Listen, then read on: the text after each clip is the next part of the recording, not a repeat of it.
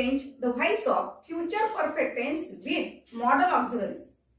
विद्यार्थी मित्रांनो, आज आपण फ्युचर टेन्स मधील मॉडल ऑक्झिलरीचं कशा प्रकारे व्हॉइस बनवायचं म्हणजे पॅसिव्ह कसा बनवायचा याविषयी बघूया. तर विद्यार्थी मित्रांनो, हा जो फ्युचर परफेक्ट टेन्स आहे याच्यामध्ये जे काही मॉडल ऑक्झिलरीज येत असतील तर यामध्ये पॅसिव्ह करत असताना बीनचा वापर करायचा असतो. आता तुमच्या एक लक्षात येईल की बीन तर आपण प्रेझेंट परफेक्ट टेन्स मध्ये सुद्धा वापरलं होतं, जसं की हॅव बीन, हॅज बीन. त्याचबरोबर पास्ट परफेक्ट टेन्सच्या वाक्यामध्ये सुद्धा आपण वापरलं होतं बीनचा वापर. तर जसं की हॅड बीन अशा प्रकारे. पण फ्युचर परफेक्ट टेन्स मध्ये आपल्याला शॉल हॅव सोबतच विल हॅव अशा प्रकारचे काही वाक्य पेपरमध्ये असतात. मग फक्त शॉल हॅव आणि विल हॅव म्हणजे समोर आपण बीन वापरणार. मग बाकी याच्या व्यतिरिक्त जर बीनचा वापर करायचा असेल तर कशासमोर बीनचा वापर करणार.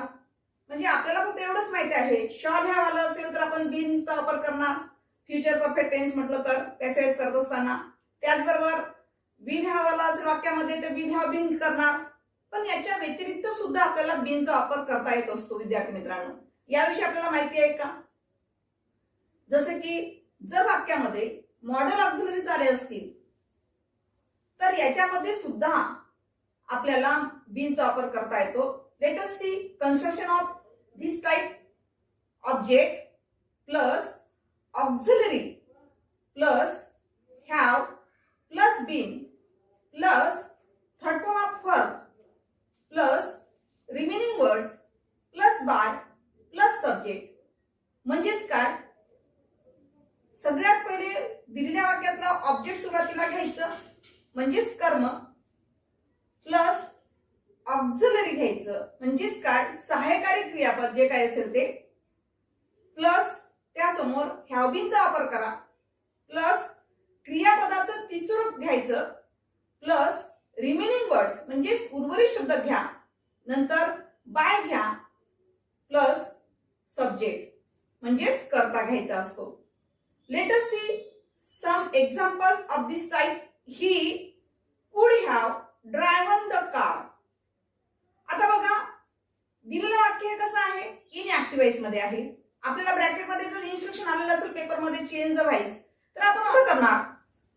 आता तुम्ही मुलं या ठिकाणी कन्फ्युज होता की तुम्हाला असं वाटतं की ते हॅव आलेलं आहे, त्यानंतर मग पुन्हा काय करायचं. मग इथे कुड पण दिसतो आहे.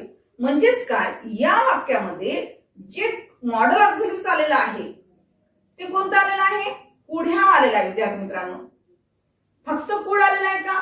नाही. किंवा फक्त हॅव आलेलं आहे का? नाही. त्यामुळे या अशा वेळेस काय नेमकं लक्षात घ्यायचंय तुम्हाला, जर दिलेल्या वाक्यामध्ये मॉडल ऑक्झिलरी आलेलं असेल आणि त्यासमोर हॅव लागून आलेलं असेल तर तशा वाक्याचं काय होत असते रूपांतर, कशामध्ये केलं जाते रूपांतर, तर बीन सेंटेन्स मध्ये पॅसिव्ह करत असताना करायचं असते. विद्यार्थी मित्रांनो, सुरुवातीला लक्ष द्या की दिलेल्या वाक्यात सब्जेक्ट कोणता आलेला आहे, ही हा सब्जेक्ट आलेला आहे आणि कुड हॅव हे जे आहे हे त्या वाक्यामधील मॉडल ऑक्झिलरी झालेलं आहे. त्यानंतर ऑलरेडी वाक्यामध्ये क्रियापद तिसरं रूप दिसते तुम्हाला. त्यानंतर द कार हे काय आहे वाक्यामध्ये, ऑब्जेक्ट आहे. विद्यार्थी मित्रांनो, तर आपल्याला याचं पॅसिव्ह करायचं असेल तर कसं करायचं बघा. सगळ्यात पहिले आपण ऑब्जेक्टला सुरुवातीला घेऊया पॅसिव्ह करत असताना. द कार, द कार घेतल्यानंतर हे सिंग्युलर असो की प्लुरल असो, जसं असेल त्या पद्धतीने घ्यायचं. ऑक्झिलरी वर्ब म्हणजे दिलेला ऑक्झिलरी वर्ब कोणता दिसतोय तुम्हाला, कुड हॅव दिसतो आहे, म्हणून सरळ सरळ कुड हॅव घ्या. त्यानंतर बीन वापरा अकॉर्डिंग टू कन्स्ट्रक्शन. दिलेल्या वाक्यामध्ये क्रियापदाचे तिसरं रूप आलेलं आहे तेच तिसरं रूप तुम्हाला जशा तसं खाली घ्यायचं असते पॅसिव्ह करत असताना. ड्रायव्हन तर ड्रायव्हन घ्या. या वाक्यामध्ये तुम्हाला रेस्ट ऑफ वर्ड्स किंवा रिमेनिंग वर्ड्स दिसते आहेत का? नाही. तर नसेल तर बायचा वापर करा. बाय नंतर दिलेला वाक्याचा सब्जेक्ट आहे, ही हा सब्जेक्ट आहे, या हिला बाय नंतर घेऊन जायचं आपल्याला. म्हणजेच काय होईल, हिम. बघा त्याचे पॅसिव्ह कसं सेंटेन्स तयार होईल. The car could have been driven by him. Now next example, she may have eaten the cake very fast. बघा दिलेलं वाक्य हे कोणत्या व्हॉइस मध्ये दिसते आहे, इनएक्टिव्ह व्हॉइस मध्ये दिसते आहे. बरोबर आहे. तर या ठिकाणी आपल्याला पॅसिव्ह वॉइस मध्ये जर मोड करायचं असेल तर कसं करणार? सगळ्यात पहिले आपण काय करायचं, त्या वाक्यामध्ये कोणकोणत्या गोष्टी इन्क्लूड झालेल्या आहेत ते बघूया. दिलेल्या वाक्यात सब्जेक्ट कोणता दिसतो आहे? शी. या वाक्यामध्ये मॉडल ऑक्झिलरी कोणतं दिसते तुम्हाला? मे हॅव दिसते आहे. त्यानंतर क्रियापदाचं तिसरं रूप दिसते आहे इटन. नंतर दिलेल्या वाक्यात फक्त ऑब्जेक्ट कोणता आहे? ओनली ऑब्जेक्ट बघा, कारण दिलेल्या वाक्यात शिल्लक राहिलेला भाग कोणता दिसतोय तुम्हाला? The cake very fast. पण हा टोटली पूर्ण ऑब्जेक्ट आहे का? नाही. तर मिनिंगफुल फक्त वर्ड्स कोणत्या आहेत त्यातला? The cake. मग फक्त द केकच फक्त त्या ठिकाणी काय करा तुम्ही? ऑब्जेक्ट घ्या. बाकी राहिलेला जो भाग आहे व्हेरी फास्ट, याला तुम्ही कशात वापरायचं आहे? रिमेनिंग वर्ड्स मध्ये वापरा. कारण मागच्या व्हिडिओमध्ये मी तुम्हाला सांगितलं होतं ऑब्जेक्ट कसं ओळखायचं, how to identify direct object and indirect object, म्हणजे कशा प्रकारे ऑब्जेक्ट ओळखायचं याविषयी आपण सविस्तर व्हिडिओमध्ये माहिती दिलेली आहे, ते तुम्ही बघून घ्या. तर दिलेल्या वाक्यामध्ये द केक हा फक्त एक ऑब्जेक्ट झालेला आहे, मेन ऑब्जेक्ट. बघा आता पॅसेज करत असताना कशा प्रकारे होईल? सगळ्यात पहिले ऑब्जेक्टला इकडे घेऊन या, द केक. आता द केक हा सिंग्युलर असो अगर प्लुरल असो, दिलेल्या वाक्यात मॉडल ऑक्झिलरी काय दिसते तुम्हाला? May have. जशा तसं मे हॅव घ्या, मे हॅव. जशाच तसे तुम्ही काय घ्यायचं आहे? मे हॅव घ्या. त्यानंतर अकॉर्डिंग टू कन्स्ट्रक्शन बीनचा वापर करा. त्यानंतर दिलेल्या वाक्यात जे थर्ड फॉर्म आहे तेच थर्ड फॉर्म तुम्ही वापरा. दिलेल्या वाक्यात इटन आलेला आहे तर पॅसेज करत असताना सुद्धा तेच घ्या, eaten. After then you use remaining words in a sentence. वाक्यामध्ये रिमेनिंग वर्ड्स कोणता आहे? Very fast. तर very fast. After then by. दिलेल्या वाक्यातला सब्जेक्ट कोणता आहे? शी. या शीला आपल्याला बाय नंतर घेऊन जायचंय, म्हणजे शी बाय हर. बघा त्याचं कसं होईल passive voice? The cake may have been eaten very fast by her. Now next sentence. Madhuri will have left Nashik the next year. बघा या वाक्यामध्ये कोणकोणत्या गोष्टी आलेल्या आहेत? Given the sentence in active voice. दिलेलं वाक्य सुद्धा कसं आहे तुम्हाला दिसते ते? दिलेलं वाक्य हे ऍक्टिव्ह वॉइस मध्ये आहे. It's convert into passive voice. आपल्याला जर पेपरमध्ये चेंज द वॉइस करा किंवा मेक इट पॅसिव्ह वॉइस म्हटलं तर कशा प्रकारे होईल? बघा सगळ्यात पहिले दिलेल्या वाक्यात कोणकोणत्या गोष्टी आलेल्या आहेत? Madhuri is a subject here. त्यानंतर मॉडल ऑक्झिलरी वर्ब कोणतं दिसते आहे? विल हॅव दिसते आहे. जशास तसं विल हॅव घ्या. त्यानंतर क्रियापदाचं तिसरं रूप दिसते आहे लेफ्ट. आता या वाक्यामध्ये लेफ्टच्या नंतर काय शिल्लक दिसते तुम्हाला? Nashik the next year. मग यातलं आपल्याला काय करायचं आहे? दिलेल्या वाक्यातलं मेन ऑब्जेक्ट शोधायचं आहे. मेन ऑब्जेक्ट कोणता आहे फक्त? कारण बरेच विद्यार्थी लिहिताना चुका करतात की काही विद्यार्थी पूर्ण टोटली जेवढं रिमेनिंग पार्ट ऑफ सेंटेन्स आहे तेवढं पूर्ण ऑब्जेक्ट म्हणून घेतात, जसं की नाशिक द नेक्स्ट इयर. तर तुमचं ऑब्जेक्ट निवडताना जर चूक झाली विद्यार्थी मित्रांनो तर तुमचं टोटली उत्तर रॉंग होते. या ठिकाणी मेन ऑब्जेक्ट कोणता आहे? फक्त नाशिक. तर नाशिकलाच फक्त आपल्याला मेन ऑब्जेक्ट घेता येईल.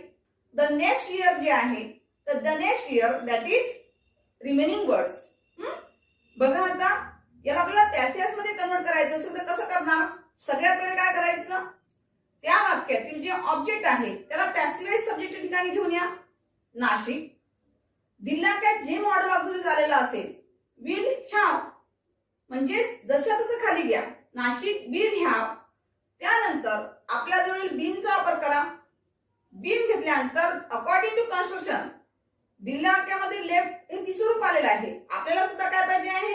थर्ड फॉर्म ऑफ वर्ब हवा आहे, म्हणजेच लेफ्ट. त्यानंतर remaining words the next year by. दिलेल्या वाक्याचा सब्जेक्ट कोणता आहे? नाऊन आहे. जसं की माधुरी किंवा कोणतं नाऊन आलं असेल तरी जसं आलेलं आहे तसंच तुम्ही घ्यायचं असेल विद्यार्थी मित्रांनो. इथे जर माधुरी आलं असेल तर तुम्ही बाय नंतर काय घ्यावं लागेल? तुम्हाला माधुरी घ्यावं लागेल. Now next example. Humans would have change ecosystems more rapidly. बघा given the sentence is in active voice. दिलेलं वाक्य जे आहे ते पुन्हा कशामध्ये आलेलं आहे? ऍक्टिव्ह वॉइस मध्ये आलेलं आहे. याला कन्वर्ट इनटू पॅसिव्ह वॉइस मध्ये करायचं आहे. तर बघा पहिले सगळ्यात पहिले दिलेल्या वाक्यात कोणत्या गोष्टी आलेल्या आहे? Which things include in a sentence. बघूया. Humans in a sentence that is subject. Would have जे आहे वाक्यामध्ये ते काय आहे, मॉडल ऑक्झिलरी आहे. त्यानंतर चेंज हे जे दिलेलं आहे ते थर्ड फॉर्म ऑफ वर्ब वापर केलेला आहे. आता चेंजच्या नंतर तुम्हाला ऑब्जेक्ट कोणता आहे बघा, इकोसिस्टीम्स. दिलेल्या वाक्यामध्ये ऑब्जेक्ट जे आहे फक्त इकोसिस्टीम्स आहे. काही विद्यार्थी लिहिताना किंवा ओळखताना चूक करतील, कारण त्यांना असं वाटेल की इकोसिस्टीम्स मोर रॅपिडली हा पूर्ण भाग तुम्ही ऑब्जेक्ट म्हणून घेणार, तर तुमचं उत्तर त्या ठिकाणी रॉंग होईल. कारण दिलेल्या वाक्यामध्ये जे मेन ऑब्जेक्ट दिलेलं आहे, जे की डायरेक्ट ऑब्जेक्ट आहे, ते कोणतं आलेलं आहे, फक्त इकोसिस्टीम्स आलेलं आहे. आणि रिमेनिंग वर्ड्स कोणते आलेले आहे, तर मोर रॅपिडली. विद्यार्थी मित्रांनो, ठीक आहे. चला पॅसिव्ह वॉइस मध्ये कन्वर्ट करायचं असेल तर कसं करणार बघूया. सगळ्यात पहिले मेन ऑब्जेक्ट घ्या इकडे, ज्याला आपण डायरेक्ट ऑब्जेक्ट म्हणतो, इकोसिस्टीम्स. आता हे जरी प्लुरल असेल तरीही no change in a auxiliary. वाक्यामध्ये पॅसिव्ह वॉइस सब्जेक्ट हा प्लुरल जरी आला असेल तरी जे तुम्हाला मॉडल ऑक्झिलरी दिलेल्या वाक्यामध्ये तेच तुम्ही जशाचं खाली घ्यायचं असते, पॅसिव्ह वॉइस करत असताना घ्यायचं असते. दिलेल्या वाक्यात पॅसिव्ह वॉइस सब्जेक्ट इकोसिस्टीम्स आहे इन अ प्लुरल, प्लुरल मध्ये दिसते तुम्हाला, तरी देखील आपण आपल्या वाक्यात काय आलेला आहे, मॉडल ऑक्झिलरी वुड हॅव आलेला आहे. तर जसं आहे तसंच घ्या. इथे तुम्हाला प्लुरल मध्ये करायची गरज नाहीये, जे आहे तेच घ्या, वुड हॅव. त्यानंतर अकॉर्डिंग टू कन्स्ट्रक्शन बीन. त्यानंतर दिलेल्या वाक्यामध्ये थर्ड फॉर्म ऑलरेडी आलेला आहे, तेच तुम्ही पॅसिव्ह वॉइस करताना घ्यायचं, जे की चेंज. त्यानंतर तुम्हाला रिमेनिंग वर्ड्स घ्यायचे असतात, मोर रॅपिडली, बाय. दिलेल्या सब्जेक्ट कोणता दिसतो आहे, ह्युमन्स.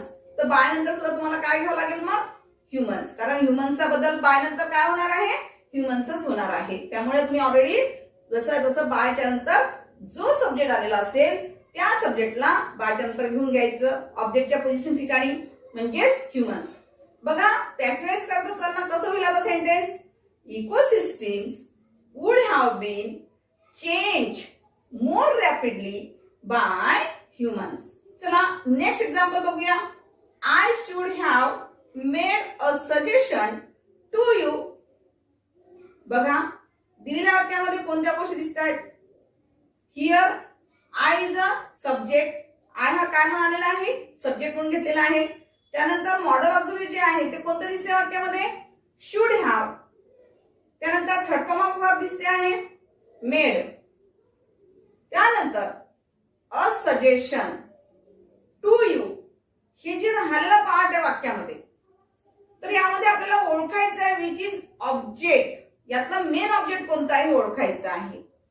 मग यामध्ये मेन ऑब्जेक्ट कोणता दिसतोय तुम्हाला, अ सजेशन. कारण अ सजेशन टू यू असं जर आपण घेतलं तर तुमचं उत्तर रॉंग होते. म्हणून यातलं जे मेन ऑब्जेक्ट आहे विद्यार्थी मित्रांनो ते कोणतं आहे, अ सजेशन.